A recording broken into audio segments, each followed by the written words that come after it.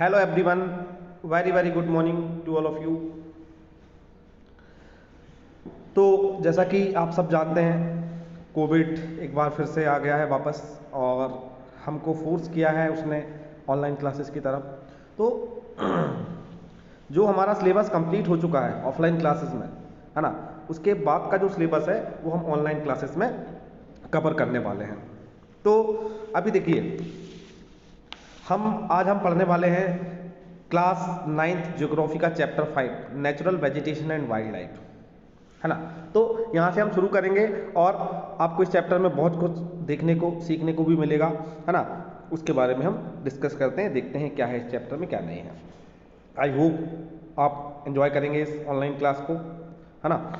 चलिए शुरू करते हैं। देखिए, सबसे पहले हेडिंग ही समझते हैं क्या है natural vegetation and wild life. Vegetation क्या होता है? किसी भी पर्टिकुलर रीजन में रहने वाले जो पेड़ पौधे हैं, ट्रीज एंड प्लांट्स, है ना, उनको हम बोलते हैं वेजिटेशन। और वाइल्ड लाइफ क्या है? किसी भी रीजन में रहने वाले जो एनिमल्स हैं, है ना, उसको हम वाइल्ड लाइफ बोलते हैं। तो नेचुरल प्राकृतिक रूप से पाए जाने वाले पेड़ पौधे और जीव जंतुओं के बारे में हमको इस चैप्टर में पढ़ना है। ओके, तो इससे रिलेटेड ये चैप्टर होने वाला है। चलिए आगे बढ़ते हैं। अब देखिए यहाँ पे क्या लिखा हुआ है, जो चीज़ें हमको एक एक करके माइंड में रखते हुए चलनी है। Our country India is one of the 12 mega biodiversity countries of the world with about 47,000 plant species. हमारे यहाँ इंडिया में 47,000 अलग अलग प्लांट स्पीसीज मिलती हैं, है ना। उसके बाद अगर आप देखें, there are about 15,000 of flowering plants. 15,000 ऐसे प्लांट हैं जिनमें फ्लावर्स होते हैं, जो कि टोटल अगर वर्ल्ड में पाए जाने वाले अगर आप फ्लावरिंग प्लांट को देखेंगे तो उसका 6% है। The country has many non flowering plants such as fern, algae, fungi. India also approximately 90,000 species of animals. देखिए कितनी बड़ी बात है, कितना एनिमल्स की स्पीसीज है? 90,000 ऑफ एनिमल स्पीसीज हमारे यहाँ इंडिया में आपको देखने को मिल जाएंगी। As well as a rich variety of fish in its fresh and marine water. अब देखिए, जो एनिमल्स की वैरायटी इंडिया में मिल रही है उसमें ऐसा नहीं है कि सिर्फ और सिर्फ आपको ज़मीन पे रहने वाले ही जानवर मिलेंगे, है ना। आपको ऐसे जो एक्वाटिक एनिमल्स हैं उनकी भी हमारे यहाँ लार्ज वैरायटी देखने को मिलेगी। और उसमें भी अगर आप देखेंगे तो जो सॉल्ट वाटर एनिमल्स हैं और जो फ्रेश वाटर एनिमल्स हैं, दोनों ही हमारे यहाँ देखने को मिल जाएंगे। नेचुरल वेजिटेशन, अच्छा अब देखिए यहाँ पे एक बहुत इंपॉर्टेंट डेफिनेशन है जो कि आपसे एग्जाम में भी पूछी जाती है ना। इसको मैं एक बार मार्क कर देता हूँ। तो इसमें क्या दिया है, वर्जिन वेजिटेशन क्या होता है? What is virgin vegetation? तो natural vegetation refers to a plant community which has grown naturally without human aid and has been left undisturbed by humans for a long time. This is termed as virgin vegetation. देखिए जरा, किसी particular area में पाए जाने वाले ऐसे plants जो naturally वहाँ पे उगते हैं, है ना। एक देखिए, आप देखेंगे अपने आसपास अगर आप ध्यान देंगे तो हर एक जगह पे अलग टाइप के प्लांट्स आपको देखने के मिलेंगे। जैसे हमारे एरिया में आप देखोगे बबूल का प्लांट हर कहीं मिल जाता है ना। सेम प्लांट आपको उत्तर प्रदेश में नहीं मिलेगा, सेम प्लांट आपको हिमाचल प्रदेश में नहीं मिलेगा, राजस्थान में नहीं मिलेगा। तो अगर आप स्टेट बाय स्टेट जाएंगे, अलग अलग जगह पे ट्रैवल करेंगे तो देखेंगे कि हर एक एरिया में कुछ प्लांट ऐसे हैं जो ऑटोमेटिकली वहाँ पे उगते हैं। उनको ना लगाने की भी ज़रूरत नहीं पड़ती, ना पानी देने की ज़रूरत पड़ती, ऑटोमेटिकली। तो ऐसी जो वेजिटेशन है या ऐसी जो प्लांट्स हैं उनको हम वर्जिन वेजिटेशन बोलते हैं। और ये हर एक पर्टिकुलर एरिया का अलग होता है ना। Thus, cultivated crops and fruits orchards form part of vegetation but not natural vegetation. Okay, तो आई होप आप समझ गए होंगे वर्जिन वेजिटेशन क्या है। अब देखिए आगे बढ़ते हैं।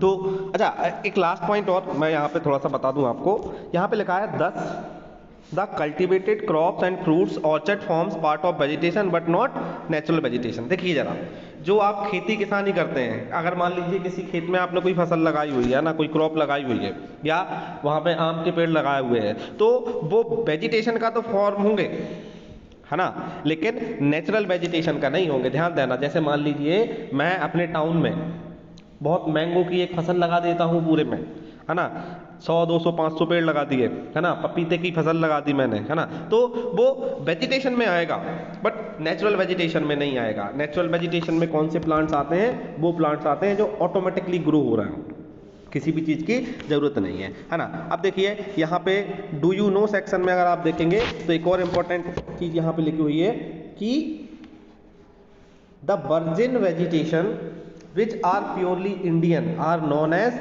एंडेमिक। देखिए इसका आपको क्वेश्चन भी मिल सकता है। ऐसा वर्जिन, पहली बात वर्जिन वेजिटेशन समझ गए, वो वेजिटेशन जो ऑटोमेटिकली उग रहा है। अब ऑटोमेटिकली उगने वालों में भी the virgin vegetation which are purely Indian, जो पूरी तरह से इंडिया के हैं, उनको हम बोलेंगे एंडेमिक और इंडिजीनस स्पीसीज।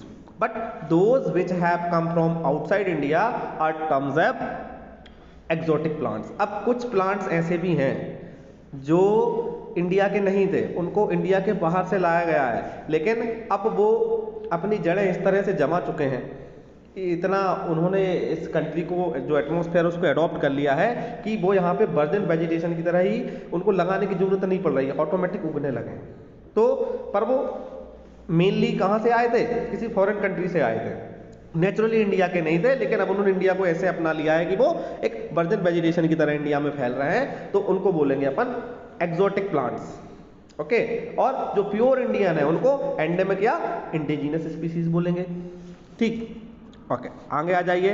दो वर्ड जो कि बहुत इंपॉर्टेंट है, बार बार आपको सुनने को मिलते हैं, है ना, मैं आपको कई बार बता चुका लेकिन फिर भी आप भूल जाते हैं। Flora and fauna. What is the meaning of flora and fauna? तो देखिए, the term flora is used to denote plants of particular region और पीरियड। किसी भी पर्टिकुलर एरिया में पाए जाने वाले प्लांट्स को हम बोलते हैं फ्लोरा। क्या बोलते हैं? फ्लोरा। और किसी भी पर्टिकुलर एरिया में पाए जाने वाले एनिमल्स को हम बोलते हैं फोना। समझ रहे हैं ना?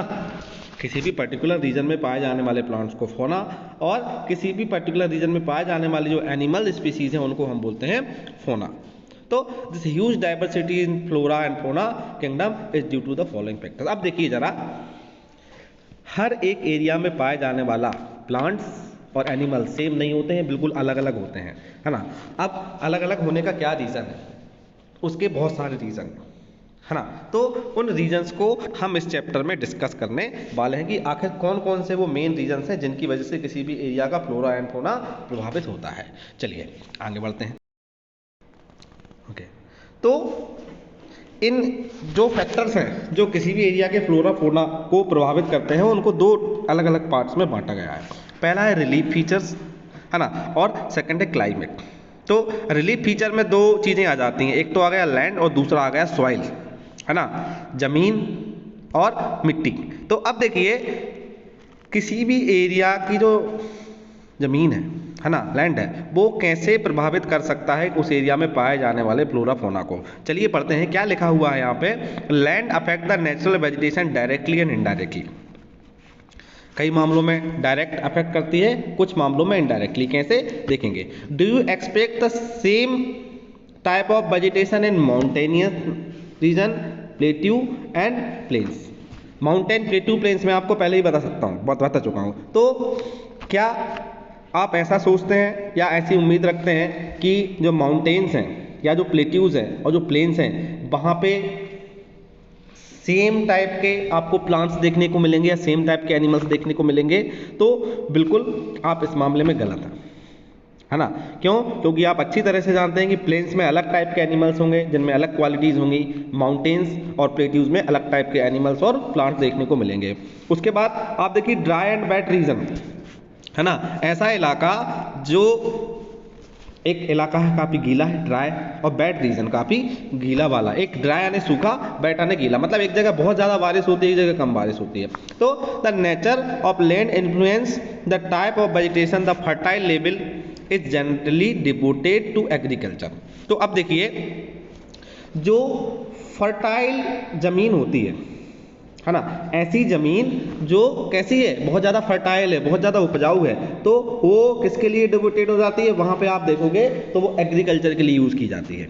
जो भी फर्टाइल लैंड होगी उसको लोग किसके लिए यूज़ करेंगे, एग्रीकल्चर। और आप अच्छी तरह से जानते हैं जहाँ पे खेती की जाती है तो खेतों में कोई प्लांट्स वगैरह तो उगते नहीं हैं, समझ रहे हैं ना, तो वहाँ पे तो वेजिटेशन होने का सवाल ही नहीं होता, नेचुरल वेजिटेशन होने का सवाल नहीं रह जाता। अब उसके अलावा जो दूसरी ज़मीन होती है जो किसी भी तरह से फर्टाइल नहीं है ना, या ऊंची नीची है या कंकड़ पत्थर है वहाँ पे, है ना, जैसे माउंटेनियस रीजन है, पहाड़ी पे थोड़ी ना कोई खेती करने जाएगा, तो द अनडाइल्यूटिंग एंड रफ टेरेन, ऊबड़ खाबड़ एरिया, है ना, तो वहाँ पे क्या बन जाते हैं, या तो ग्रासलैंड बन जाते हैं, क्या बन जाते हैं, ग्रासलैंड। ग्रासलैंड क्या होते हैं, ग्रासलैंड ऐसी ज़मीन होती है जो जिस पे घास उगी हुई होती है बस, है ना तो वहाँ पे खेती होती है और ना वहाँ पे प्लांट्स उगते हैं, क्या होती है वहाँ पे, ग्रास होती है ना, और ये एरिया थोड़ा ऊबड़ खाबड़ हो सकता है। And woodlands develop and give shelter to variety of wild life, है ना, तो ग्रासलैंड उगेंगे या वहाँ पे जंगली जो पेड़ पौधे होते हैं वो उगाएंगे।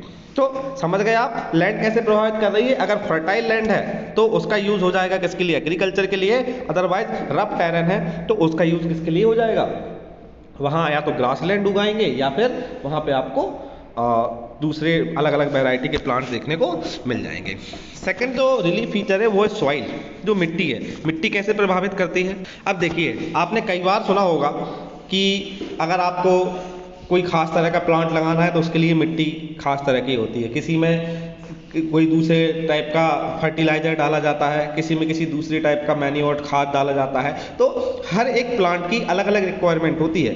किसी प्लांट को काली मिट्टी की ज़रूरत होती है, ब्लैक सॉइल, किसी को रेड सॉइल की ज़रूरत होती है, किसी को ऐसी सॉइल चाहिए जिसमें सैंड ना हो बिल्कुल भी, और किसी प्लांट को ऐसी सॉइल चाहिए जिसमें थोड़ा बहुत सैंड होना चाहिए। तो हर एक प्लांट की ना रिक्वायरमेंट अलग अलग होती है, तो इसलिए उस एरिया में पाए जाने वाली जो सॉइल है वो बहुत हद तक या बहुत कुछ मायने में डिपेंड करता है कि उस एरिया में जो वेजिटेशन है वो किस टाइप का पाया जाएगा।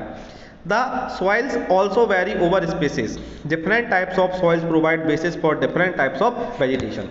अलग अलग प्रकार की सॉइल अलग अलग टाइप के वेजिटेशन को खुद में परमिशन देती है उगने की। The sandy soils of the desert support cactus. अब देखिए सैंडी सॉइल, सैंडी मतलब ऐसी सॉइल जिसमें रेत मिली हो, है ना, तो नॉर्मली डेजर्ट में ऐसी सॉइल होती है, तो सपोर्ट कैक्टस। कैक्टस आपने देखा है, कैक्टस का पौधा जिसमें कांटे कांटे होते हैं, है ना। थॉर्नी बुशेस, थॉर्नी बुशेस का मतलब ऐसी झाड़ियाँ जो कांटेदार झाड़ियाँ, है ना। वाइट वेट और मार्स, हाँ। अब तो जो सैंडी सॉइल है, रेत वाली मिट्टी है, वो कैक्टस और थॉर्नी बुशेस को सपोर्ट करती हैं, जबकि जो बैट यानी गीली मिट्टी, हाँ, जहाँ पे काफ़ी गीलापन है ना, मार्सी यानी ऐसी मिट्टी जो कीचड़ भरी है ना, या डेल्टाइक सॉइल, डेल्टाइक सॉइल भी मार्सी होती है ना। डेल्टा रीजन में क्या होता है, चारों तरफ पानी भरा होता है, तो दलदल टाइप का एरिया होता है, तो वो क्या करती हैं, वहाँ पे अलग टाइप के फॉरेस्ट देखने को मिलेंगे आपको, मैंग्रोव फॉरेस्ट देखने को मिलेंगे। मैंग्रोव फॉरेस्ट क्या होते हैं, मैंग्रोव या डेल्टाइक वेजिटेशन, ध्यान दीजिए। बैट यानी गीली मिट्टी, मार्सी और ज़्यादा गीली जो दलदल टाइप की, और डेल्टाइक सॉइल भी क्या होती है, दलदली मिट्टी, जहाँ पानी भरा रहता है, परमानेंट पानी एक्स्ट्रा भरा रहता है ऊपर, है ना। तो वहाँ पे किस टाइप के फॉरेस्ट होते हैं, वहाँ जो जंगल होते हैं उनको बोलेंगे मैंग्रोव फॉरेस्ट या डेल्टाइक वेजिटेशन। मैंग्रोव फॉरेस्ट कैसे होते हैं, ये बहुत ज़्यादा घने जंगल होते हैं, है ना। और मैंग्रोव फॉरेस्ट की खास बात ये होती है कि यहाँ जो पेड़ उगते हैं ना, उनकी जो जड़ें होती हैं, जैसे मान लीजिए ये पेड़ है, उसकी जड़ ना यहाँ से निकलेगी और ज़मीन में आ जाएगी, और फिर यहाँ से दूसरा प्लांट उगाएगी, फिर ज़मीन में आएगी दूसरा, तो काफ़ी बहुत ज़्यादा घने प्लांट्स आपको देखने को मिलते हैं मैंग्रोव प्लांट्स के। Okay, the hill slopes with some depth of soil have conical. अब देखिए जरा, अब ऐसे प्लेसेस की बात हो रही है जो हिली एरिया है ना, पहाड़ी एरिया है, और जहाँ पे कुछ स्लोप है।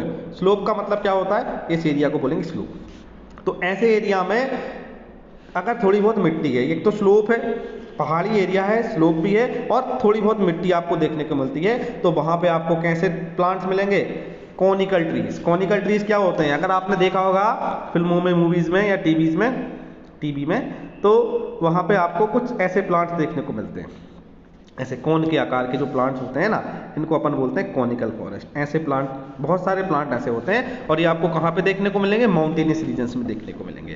तो हिली एरिया है ना, क्या कैसा एरिया है, हिल है, और साथ ही साथ थोड़ा स्लोप है, थोड़ी बहुत मिट्टी भी होनी चाहिए, और यहाँ पे जो प्लांट्स होंगे वो कैसे होंगे, कॉनिकल शेप के प्लांट्स होंगे। तो कॉनिफरस फॉरेस्ट बोलते हैं। तो इस तरह से जो लैंड है और सॉइल है वो अफेक्ट करता है उस एरिया में पाए जाने वाले वेजिटेशन को। अब उसके अलावा जो क्लाइमेटिक फीचर्स हैं, है ना, क्लाइमेट फीचर में क्या क्या आ जाएगा, टेम्परेचर आ जाएगा, प्रिसिपिटेशन बारिश आ जाएगी, है ना, या ह्यूमिडिटी आ जाएगी उस एरिया में, तो उसका भी बहुत ज़्यादा असर किसी पर्टिकुलर एरिया में पाए जाने वाले वेजिटेशन के ऊपर पड़ता है। चलिए उसको भी हम देखने वाले हैं अभी।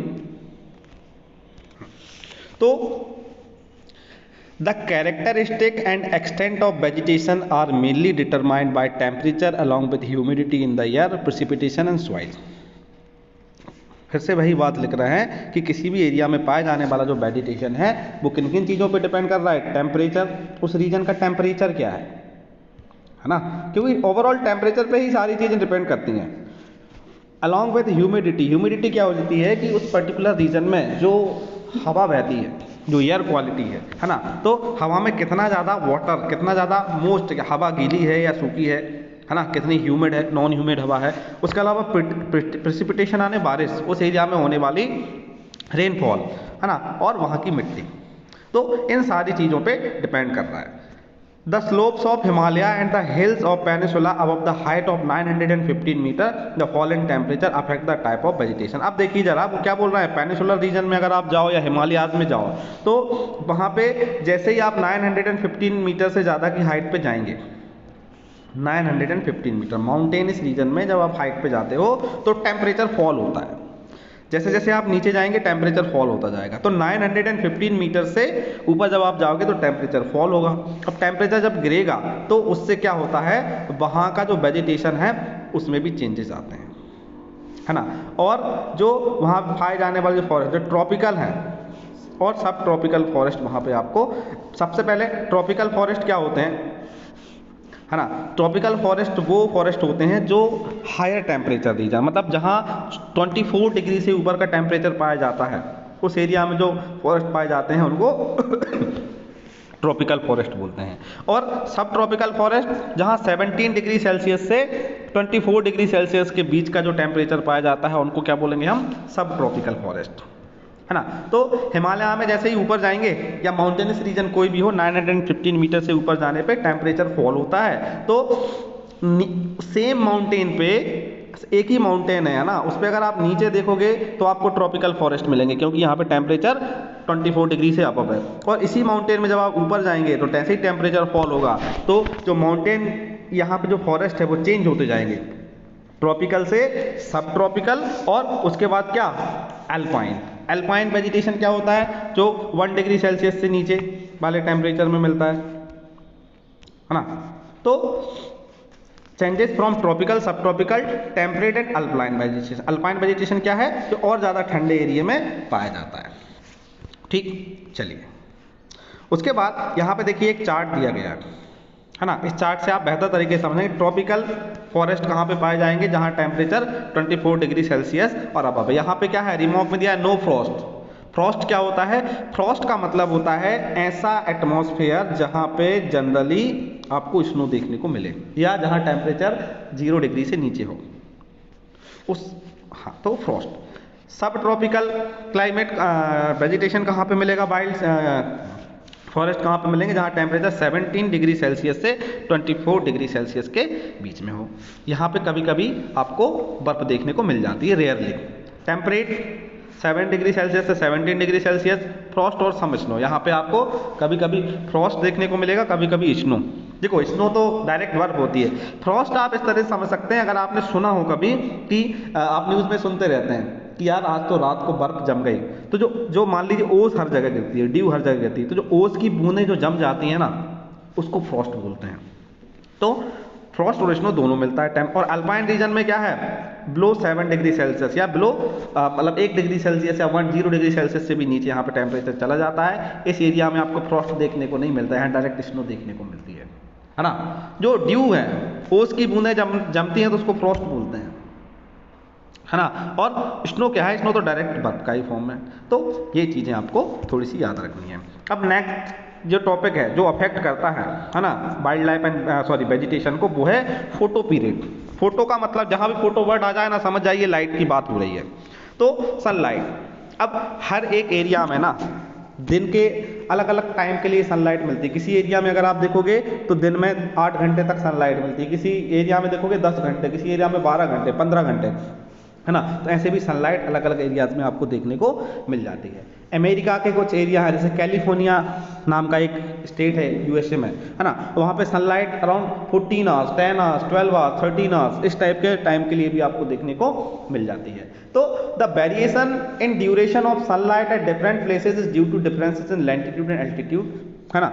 एरिया कोई भी जगह है ना, आपको अच्छी तरीके से पता है कि जो ग्लोब है हमारा, है ना, ग्लोब गोल है और इस पे हमने क्या किया है, जो लैटिट्यूड लाइंस हैं और लॉन्गिट्यूडनल लाइंस हैं, है ना। तो अलग अलग जगह पे अगर आप देखोगे तो जो सन की पोजीशन है वो अलग अलग प्लेस पे अलग अलग होती है। तो इसकी वजह से सनलाइट भी अलग अलग टाइम के लिए मिलती है हर जगह पे, है ना।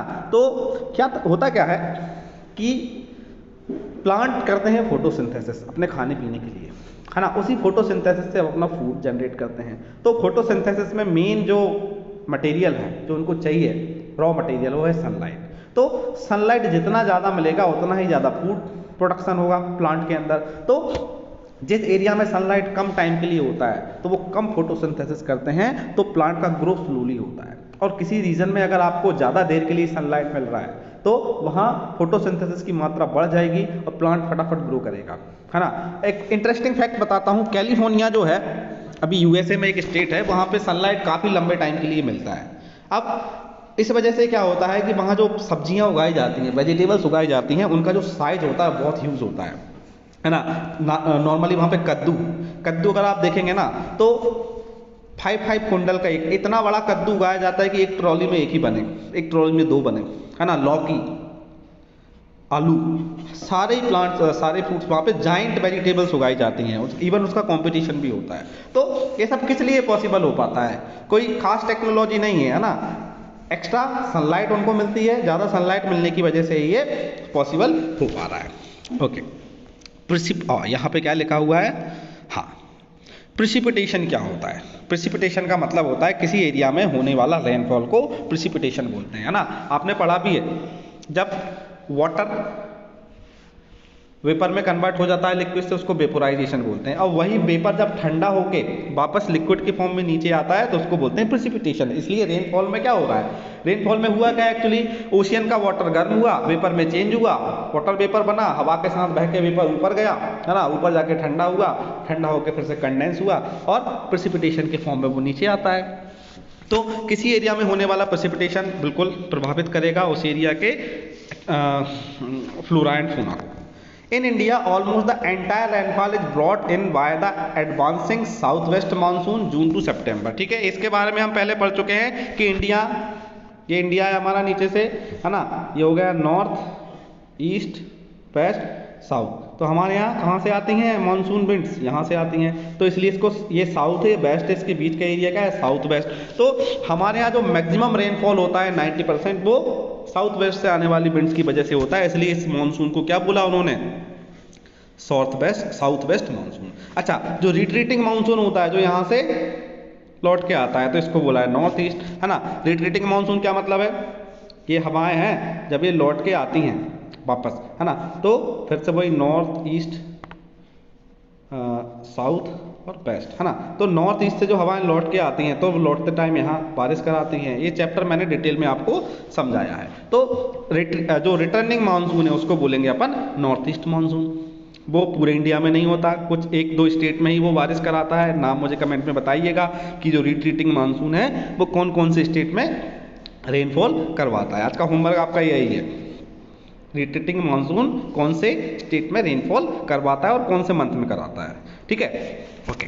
तो अब देखिए एक खास बात, जिस एरिया में हैवी रेनफॉल होगा तो वहाँ पे मोर डेंस फॉरेस्ट होंगे, वहाँ पे ज़्यादा घने आपको जंगल देखने को मिलेंगे, है ना। और जिस एरिया में कम रेनफॉल होगा वहाँ के जो फॉरेस्ट रहेंगे वो आपको कम डेंस दिखेंगे, है ना, ज़्यादा हरे भरे भी नहीं होंगे वो और ज़्यादा घने भी नहीं होंगे। तो ये कुछ चीज़ें हैं जो आपको याद रखनी have you ever thought as to why forest are important for human being? Forest are renewable resources. Forest कैसे रिसोर्सेज हैं? रिन्यूएबल रिसोर्सेज है। मतलब ऐसा नहीं है कि एक बार अगर फॉरेस्ट खत्म हो गए तो दोबारा नहीं आएंगे, बिल्कुल आएंगे। आप पेड़ काट लीजिए, दोबारा नया पेड़ उगाएगा। बस जितने पेड़ आप काट रहे हैं ना, जितने पेड़ उगते हैं उनका जो स्पीड है ना, उसी के हिसाब से आपको पेड़ काटने हैं। अदरवाइज टाइम पे कम हो जाएंगे, फॉरेस्ट खत्म नहीं होंगे, ऑब्वियसली वो दोबारा से उग सकते हैं। तो इसलिए इसको रिन्यूएबल रिसोर्सेज की लिस्ट में हमने डाला है।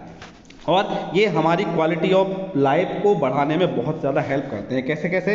सबसे पहले तो एनवायरनमेंट को ठीक करते हैं। क्या क्या? लोकल क्लाइमेट है ना, जो टेम्परेचर है ना उसको कम बनाए रखते हैं। किसी एरिया में प्लांट नहीं है, वहाँ टेम्परेचर थोड़ा ज़्यादा रहेगा कंपैरेटिवली उस एरिया के जहाँ पे प्लांट्स हैं। प्लांट्स क्या करते हैं? जो CO2 है ना उसको एब्जॉर्ब कर लेते हैं और ऑक्सीजन देते हैं। CO2 जिस एरिया में ज़्यादा होगा, CO2 क्या करती है? हीट को एब्जॉर्ब करती है, तो इस वजह से टेम्परेचर बढ़ जाता है। तो प्लांट्स ज़्यादा हैं तो वो CO2 को एब्जॉर्ब कर लेंगे, तो वहाँ उस पर्टिकुलर रीजन में गर्मी कम पड़ेगी। उसके बाद कंट्रोल सॉइल इरोजन है ना, मिट्टी को पकड़ के रखते हैं। जहाँ पे प्लांट्स होंगे ना वहाँ की मिट्टी बारिश के सीजन में बहती नहीं है। अगर कहीं प्लांट्स नहीं है तो जैसे ही बाढ़ आएगी थोड़ी बहुत पानी बहेगा, मिट्टी बह के चली जाएगी, वहाँ की कंकड़ पत्थर बचेंगे। तो क्लाइमेट कंट्रोल करते हैं, सॉइल इरोजन को रोकते हैं है ना, और रेगुलेट स्ट्रीम ऑफ फ्लो। किसी वहाँ कोई नदी है तो उसके फ्लो को, स्ट्रीम को रेगुलेट करते हैं। मतलब कोई भी रिवर जो है ज़्यादा स्पीड अप नहीं हो पाती, आराम से बहती है। Support a variety of industries, बिल्कुल सही बात, बहुत सारी इंडस्ट्रीज़ को सपोर्ट करता है।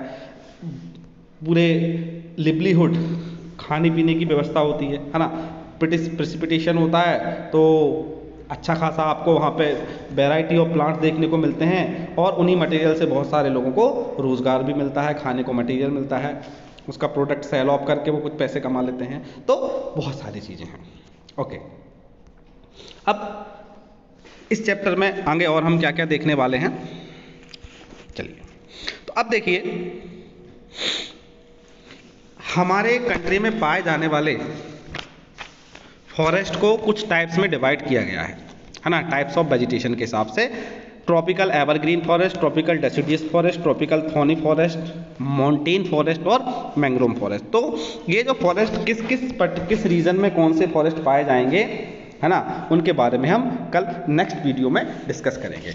ठीक है, तो फिलहाल ये वीडियो हम यहीं ख़त्म करते हैं, और जो आपको मैं क्वेश्चन दिया हूँ उसका आपको कमेंट में आंसर देना है। ठीक है, आई होप आप सभी कमेंट में मुझे आंसर देंगे, और